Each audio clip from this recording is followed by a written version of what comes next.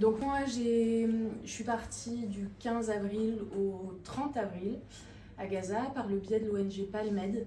Alors initialement cette ONG qui est présente sur 9 à 10 pays européens, elle est initialement créée pour les médecins et soignants palestiniens afin qu'ils aient un réseau d'échange et à viser de soutenir et de développer et d'échanger avec les médecins palestiniens locaux plutôt à viser de formation. Après ce qui s'est passé en octobre, il est apparu assez évident à l'ONG qu'il fallait soutenir les soignants sur place d'une autre manière. Et du coup, ils ont trouvé la possibilité, avec une autre ONG qui a les autorisations d'intervenir sur place, d'envoyer des soignants. Donc moi, j'ai été contactée très peu de temps avant de partir. J'étais au Liban quand j'ai été contactée, puisque j'ai toujours été fascinée par cette partie du monde dans laquelle du coup je voyage depuis maintenant plus de 5 ans. Et du coup, quand ils m'ont recontactée en me demandant si j'étais toujours volontaire, j'étais toujours volontaire et du coup je suis partie comme ça. Donc on s'est rejoints, on était 3 Français à partir de Paris, donc 2 médecins et moi-même. Et ensuite on s'est rejoints avec l'ensemble de l'équipe au Caire. On était du coup une vingtaine à partir. Ça a été un peu compliqué d'arriver jusqu'à la Palestine, jusqu'à Gaza, notamment au poste frontière égyptien, où ils nous ont laissé passer, mais ils ont gardé l'intégralité des cartons de matériel qu'envoyaient les ONG à Gaza. Donc on a pu passer uniquement avec nos valises, qu'on avait bien évidemment chargées de matériel, mais pas avec les cartons en plus. On est arrivé du coup à l'hôpital européen de Rafah, où on a été très très bien accueillis. Moi j'ai commencé du coup à travailler le soir même, puisque la chambre à l'école infirmière où je logeais avait un visuel sur les urgences, et quand j'ai vu du coup des ambulances arriver, j'y ai été pour découvrir et essayer de prendre mes marques le plus rapidement possible. Donc on est resté 2 jours à l'hôpital européen parce qu'en fait l'ONG travaillait pour qu'on soit autorisé à monter dans le nord de Gaza. Donc on a été la première équipe à avoir les autorisations de monter dans le nord de Gaza. Après 2 jours, on est parti. Alors ce coup-ci, initialement on était une vingtaine et on a été 10 à avoir l'autorisation de monter dans le nord de Gaza, que des volontaires. Il n'y avait aucune obligation pour les soignants présents. Et du coup, pour aller dans le nord, on a dû passer un checkpoint israélien à mi-chemin. Donc le trajet a été géré par les Israéliens, c'était eux qui nous donnaient la route à suivre et qui nous disaient au téléphone arrêtez-vous là, attendez, repartez, etc. Le checkpoint à l'aller s'est relativement bien passé. Ensuite on a été basé du coup à l'hôpital Kamal Adwan. Je ne sais pas si ça parle à certains d'entre vous, qui aujourd'hui est un petit hôpital et qui malheureusement est l'hôpital le plus important aujourd'hui du nord de Gaza, le seul à avoir une station à oxygène. Et du coup, on était les premiers soignants étrangers qu'ils ont rencontrés en 7 mois. Donc on a été évidemment très très bien accueillis par les soignants sur place. La situation était complètement différente. Pour moi, il y a vraiment 2 problématiques qui sont à différencier, enfin qui étaient à différencier, puisque aujourd'hui, même si je suis rentrée il y a peu de temps, tout a changé avec l'invasion terrestre qui se passe actuellement à Rafah. Donc dans le sud, la problématique quand j'y étais, c'était principalement lié à la surpopulation, donc avec des épidémies, avec une exacerbation de la violence également entre eux, puisque vous imaginez bien que quand tout le monde vit les uns sur les autres sans avoir assez de quoi manger, de quoi vivre, eh bien, il y a des violences qui se créent. Donc il y avait beaucoup de passages à tabac, et évidemment il y avait également tout ce qui était bombardement qui était déjà présent du coup dans le sud et qui me semblait déjà énorme quand j'y étais, et on a découvert encore plus de bombardements quand on est monté du coup au nord. On a forcément été marqué sur la route par la quantité de destruction qu'on a pu voir. Je discutais avec un des médecins de l'équipe qui, lui, fait des missions humanitaires depuis plus longtemps que moi, et qui m'expliquait qu'il n'avait jamais vu ce taux de destruction. C'est vraiment assez impressionnant. Dans le nord, il n'y a pas du tout d'aide humanitaire qui arrive, donc il y a encore plus de dénutrition, il y a encore beaucoup de population. Je n'imaginais pas autant de population encore présente sur place, mais pour le coup il y a énormément de bombardements. Il y a, selon l'avancée de l'armée israélienne, énormément de snipers également. Et toujours, que ce soit dans le sud ou dans le nord, le bruit des drones au-dessus de nous qui surveillent absolument toute la zone. Donc c'est très particulier quand on n'a jamais vécu une situation de guerre. Dans le nord, moi j'étais la seule infirmière de l'équipe à être montée. Et je tournais du coup entre la réanimation, les urgences et un peu le bloc opératoire. Forcément, il y a des dépassements de tâches parce qu'aujourd'hui, le système de santé à Gaza est toujours debout grâce principalement à des étudiants et à des volontaires. Parce que les médecins, comme vous le savez, sont victimes de kidnapping, de torture, sont des cibles. Les directeurs des hôpitaux aussi, les paramédicaux, les infirmiers aussi. Donc ces gens-là viennent tous les jours depuis le début de la guerre, gratuitement, en mettant leur vie en danger, sachant que pour la majorité d'entre eux, ils n'ont plus de maison. Et j'ai pas rencontré un seul Gazaoui qui n'avait pas perdu quelqu'un de son entourage. Voilà. On n'avait aucun moyen, donc nous on avait réussi à emmener un petit peu de médicaments contre la douleur, de choses comme ça. Donc on pouvait fonctionner un peu en vase clos, mais sur place il n'y a aucun moyen. C'est-à-dire que il y a des gestes. Moi je suis spécialisée aussi au niveau des grands brûlés, et du coup on m'appelait pour les pansements de grands brûlés, et je devais les faire sans anesthésie. Aussi sur les enfants, du coup, qui pleurent dans nos oreilles,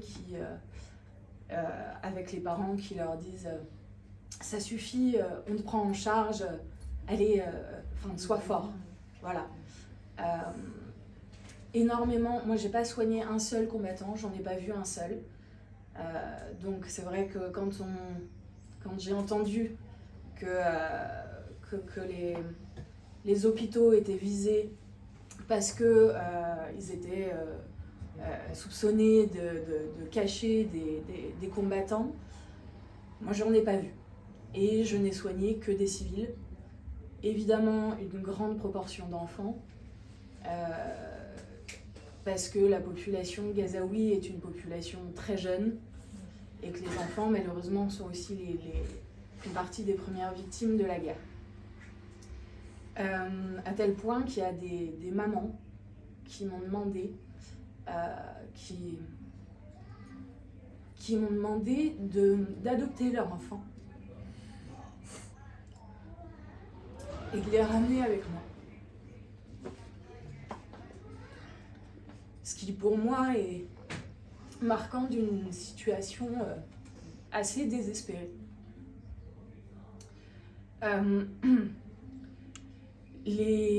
On fait forcément des choix, c'est-à-dire des personnes qui ont une chance d'être sauvées versus ceux qui en ont pas ou très peu.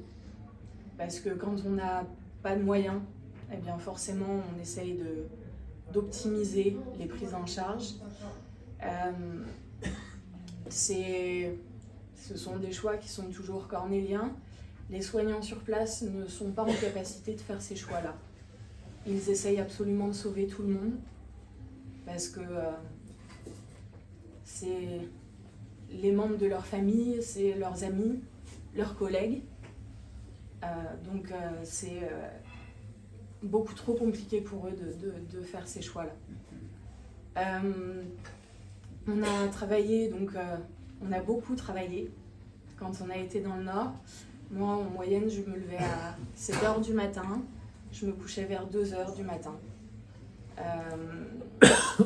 J'ai perdu 5 kilos en 15 jours parce que l'ONG avait fourni de la nourriture pour nous, un repas par jour, chose que les Gazaouis sur place n'avaient pas forcément. Donc, je vous laisse imaginer comment sont les gens sur place. Ils ont tous perdu 10, 15, 20 kilos. On a perdu des enfants de dénutrition. Et dans les chiffres aujourd'hui qu'on a de personnes qui décèdent, ne sont pas pris en compte ceux qui décèdent de maladies comme le diabète par manque de soins. Parce qu'aujourd'hui, il n'y a plus la possibilité d'avoir des soins.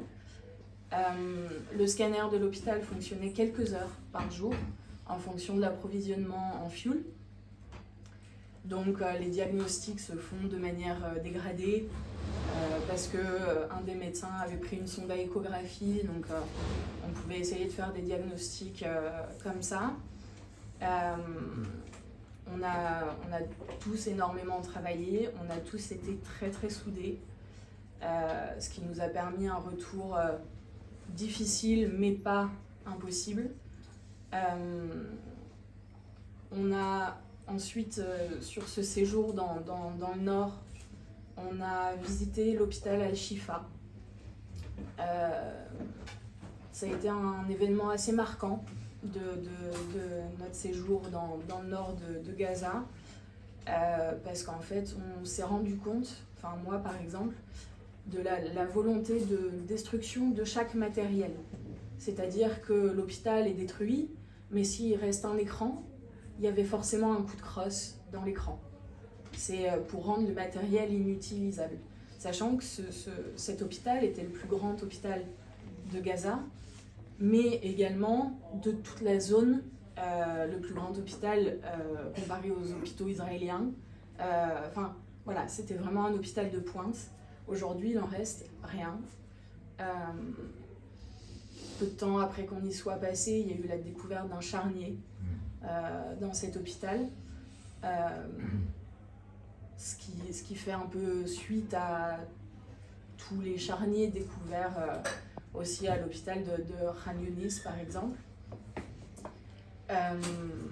Et ensuite, au bout d'une semaine, donc à faire du mieux qu'on pouvait,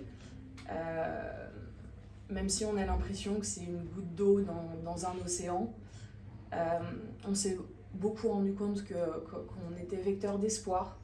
Moi, par exemple, j'ai été énormément médiatisée sur les chaînes du monde arabe parce que j'étais la seule sans aucune origine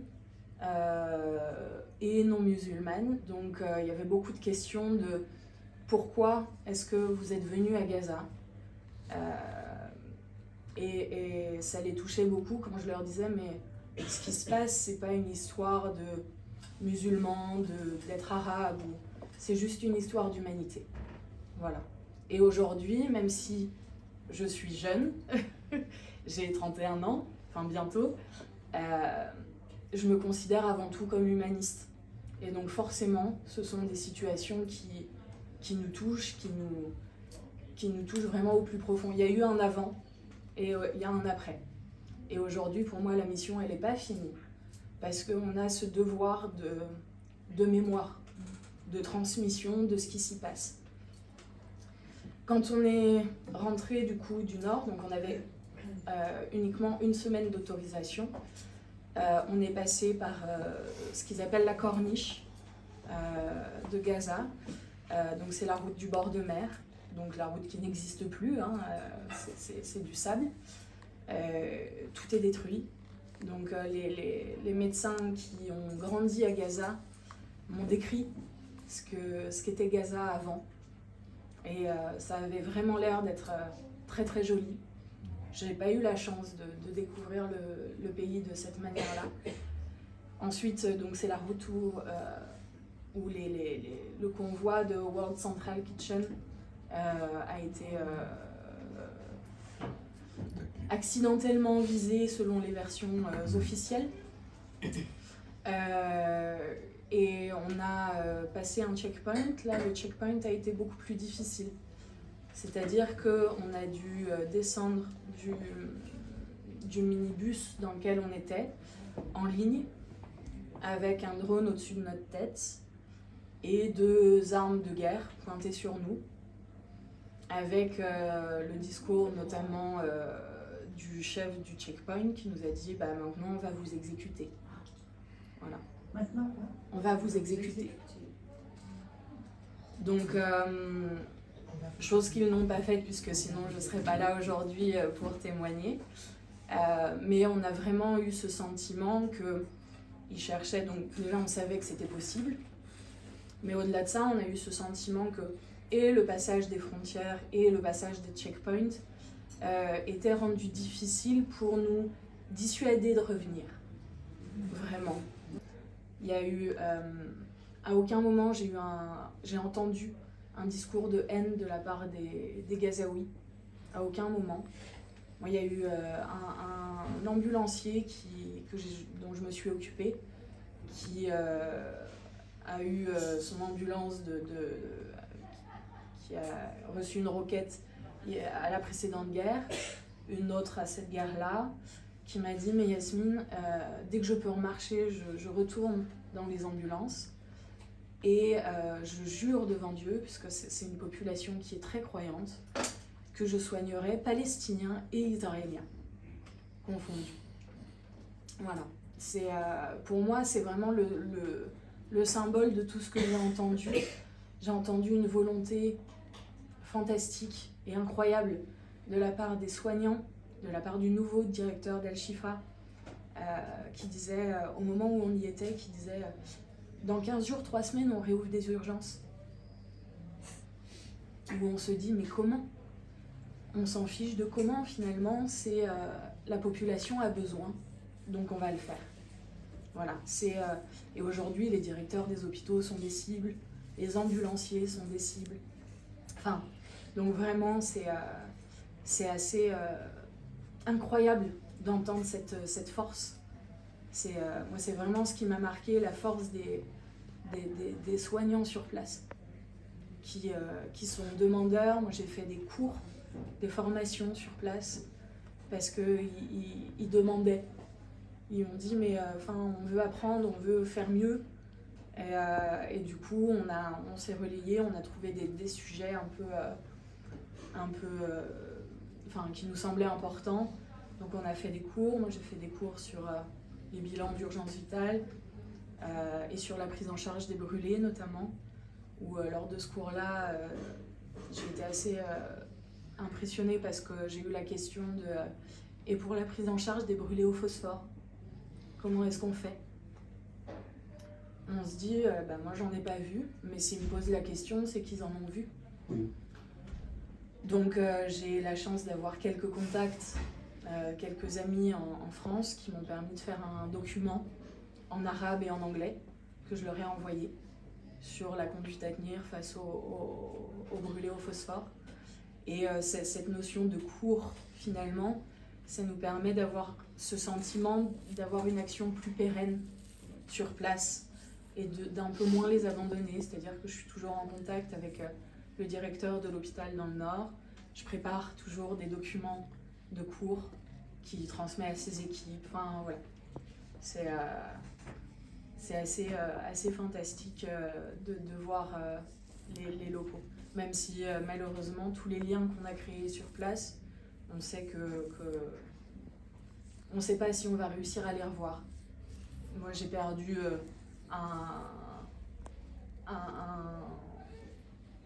une personne de la presse avec qui je m'entendais bien, quelques jours après être partie. Là, j'ai eu un message aujourd'hui d'un autre collègue qui me disait aujourd'hui ma maison a été bombardée. On a un autre collègue qui a perdu son papa et son frère depuis qu'on est rentré. Donc c'est vrai que on met aujourd'hui plus que juste des noms, plus que juste des visages, on met des gens avec qui on a travaillé.